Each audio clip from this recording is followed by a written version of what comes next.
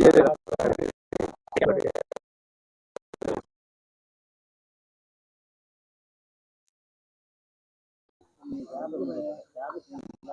निकाल देगी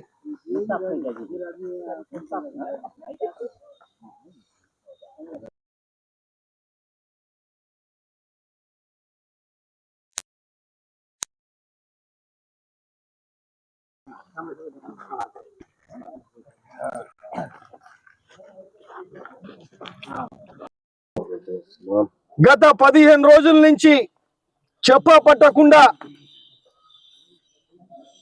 జామియా మస్జిద్ స్థలం ఏదైతే 13.3 ఎకర్స్ ఉన్నాయో రబిష్ తోలడం, మట్టి తోలడం, పొక్లైన్ మిషన్ తీసుకొని వచ్చి మొత్తం క్లీన్ చేయడం పని నడుస్తుంది ఎవరికి చెప్పపట్టకుండా. అయితే మొన్న మనం మాట్లాడాం ముగ్గురు. నిన్న స్టేట్ వక్ఫ్ బోర్డ్ చైర్మనే డైరెక్ట్ గా ఇడికి వచ్చారు.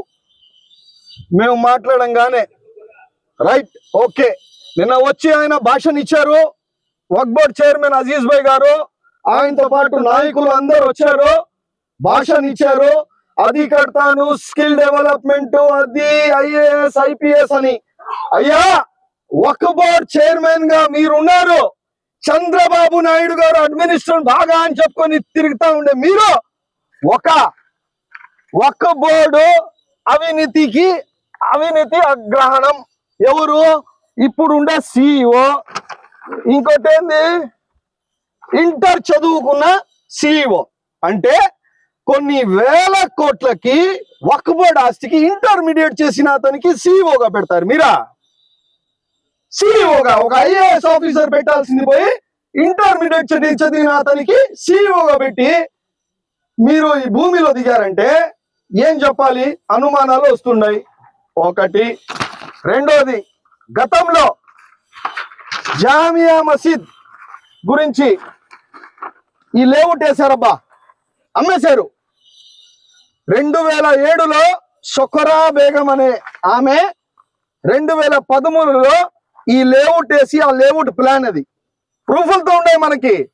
అనుమానాలు ఎందుకు రావు? 100% వస్తుందబ్బా. గతంలో వైసీపీ గవర్నమెంట్ ఉండేటప్పుడు మా జగన్మోహన్ రెడ్డి గారు స్వయంగా చెప్పారు, కాంపౌండ్ వాల్ వ్యవస్థ తెచ్చిందే వైఎస్ఆర్ కాంగ్రెస్ పార్టీ.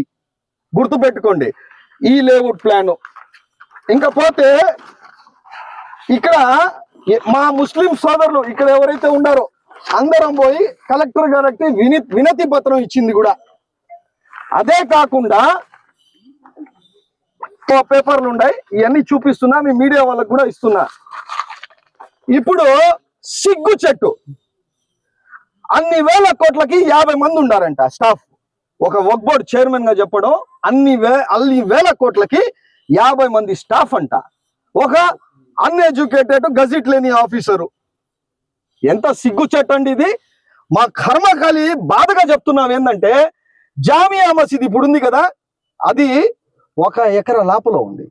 ఇప్పుడు ఉండే మసీదు ఖబరస్థాను 350 అంకణాలు ఉన్నాయి. ఇప్పుడు ఉండే మసీదు దాదాపు ఒక 150 అంకణాల నుంచి ఉంటది. ఇన్ని వేల కోట్ల, ఇన్ని వందల కోట్ల జామియా మసీద్ది వక్ఫ్ బోర్డ్ ఆస్తులు పెట్టుకొని, జామియా మసీద్ది పెట్టుకొని, మాకు సక్రంగా ఒక ఖబరస్థాన్ లేదు, ఒక పెద్ద మసీదు లేదు, ఒక మంచి పెద్ద మర్కస్ లేదు. ఈ రోజు ఆయన వచ్చి చెప్తున్నారు కాంపౌండ్ వాల్ కట్టేసి నేను పెట్టుకుంటానని. రైట్ ఓకే, మీరు పెట్టుకోకపోయినా, మీరు అమ్మినా, లీజ్కి ఇచ్చినా, మాకంటూ కొంత ఉంటది, ఆర్గనైజేషన్స్ అనేది ఉంటది, భారతదేశం మొత్తం ఉంటది, నెల్లూరులో ప్రతి ఒక్క ముస్లిం అతనికి కూడా ఉంటది, ఇక్కడ ఆర్గనైజేషన్స్ ఉంటాయి. కానీ మీరు ఈ 13 ఎకరాల్లో మనకు ఫస్ట్ కావాల్సింది ఒక బ్రహ్మాండమైన మస్జిద్, బ్రహ్మాండమైన ఖబరస్థాను. దాని తర్వాత అబ్దుల్ కలాం పేరుతో ఒక మంచి ముస్లిం సోదరులకి, మంచి పిల్లకలకి ఒక ఇన్స్టిట్యూట్ కట్టండి.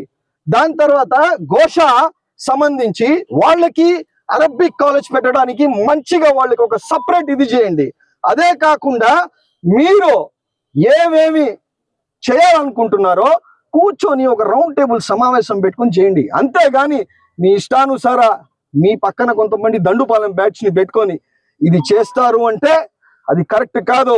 ఇంకోటి, ఈ ఇష్యూని మన జగన్మోహన్ రెడ్డి గారి దగ్గర కూడా తీసుకోపోతావు, అదే విధంగా గోవర్ధన్ అన్న దగ్గర తీసుకోపోతావు, ఎమ్మెల్సీ గారి దగ్గర తీసుకోపోతావు, మాజీ మంత్రి అనిల్ అన్న దగ్గర తీసుకోపోతావు. అదే కాకుండా ఆల్ ఇండియా ముస్లిం పర్సనల్ లా బోర్డ్ మంచి సంబంధాలు ఉన్నాయి, ఆడ పెట్టి స్టేట్ మొత్తం ఈ సిఇఓ అమ్మేస్తున్నాడు, డబ్బులు తీసుకొని అమ్మేస్తున్నాడు. ఆయనతో పాటు ఒక మంత్రి ఫరూక్ అనే మంత్రి, ఆయన ఈ జిల్లాకి ఇన్ఛార్జు, ఈ జిల్లా మంత్రి ఇన్ఛార్జ్ ఎవరు? ఫారూక్ అనే ఆయన. ఈ స్టేట్ కి మైనారిటీ ముస్లిం మంత్రి. ఒక్క సమావేశం పెట్టలేదు ఆ మంత్రితో ఈ అజీజ్ భాయ్ చెప్పిస్తాడంట. విన్న పరిస్థితిలో ఉన్నావా? ఆ మంత్రి సక్రంగా ఒక ముస్లిం సమావేశం కూడా చేయని మంత్రి ఆయన. అసలు ఆయన మంత్రిగా ఉన్నాడో లేదో అనేది కూడా తెలీదు. అటువంటి పరిస్థితి. ఈ దుర్మార్గాల్ని మొత్తం మేము ఆపుతాం. 100% డెవలప్మెంట్ కి మనం ఎవరు అగనిస్ట్ లేదు, కానీ చేసే విధానం కరెక్ట్ గా ఉండాలి అని చెప్పుకుంటూ సెలవు తీసుకుంటాం.